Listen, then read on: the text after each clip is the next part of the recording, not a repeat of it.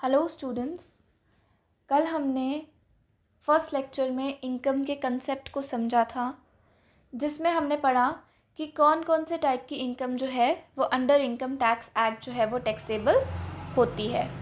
आज हम as according to the syllabus हमारा सेकेंड लेक्चर जो है वो है एग्रीकल्चरल इनकम पर, कि एग्रीकल्चरल इनकम जो है वो क्या होती है। Agricultural income refers to the income earned or revenue generated from the sources essentially premised on agricultural activities. So agricultural income का word पढ़कर ही समझ आ रहा है कि वो income जो agricultural land से generate होगी। Now इसमें two conditions जो हैं वो आ जाती हैं कि एक तो वो agricultural land इंडिया में situate होनी चाहिए। अगर वो land out of India situate करेगी तो उस लैंड से जितना इनकम जनरेट होगा उसको हम एग्रीकल्चरल इनकम नहीं बोलेंगे।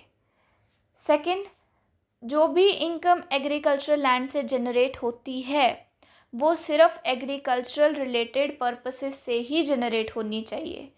ये नहीं है कि हम उस लैंड को कमर्शियल स्केल पे उस पर काम कर रहे हैं, उससे हाई रेवेन्यू जनरेट कर रहे हैं और हम बोल रहे हैं वो हमारी एग्रीकल्चरल इनकम है।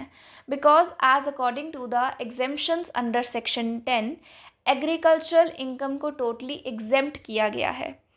इसीलिए एग्रीकल्चरल इनकम जो है वो टू कंडीशन से फॉलो होती है कि सबसे पहले वो जो इनकम है आपकी उसी लैंड से जनरेट होनी चाहिए, वो लैंड इंडिया में सिचुएट करनी चाहिए।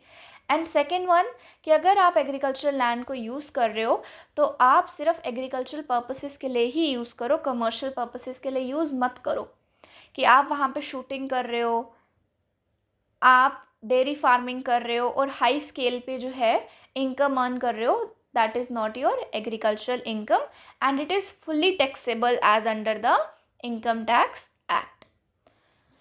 इसको डिफाइन किया गया है इनकम टैक्स एक्ट में सेक्शन 2 क्लॉज 1A के अंदर। नाउ एग्रीकल्चरल इनकम की एग्जांपल्स जो हैं वो कौन कौन सी होती हैं। Income from the sale of seeds, अगर हम सीड्स को सेल कर रहे हैं तो जो भी इनकम आएगी वो हमारी एग्रीकल्चरल इनकम होगी, क्योंकि ये एग्रीकल्चरल पर्पस से जनरेट हुई है।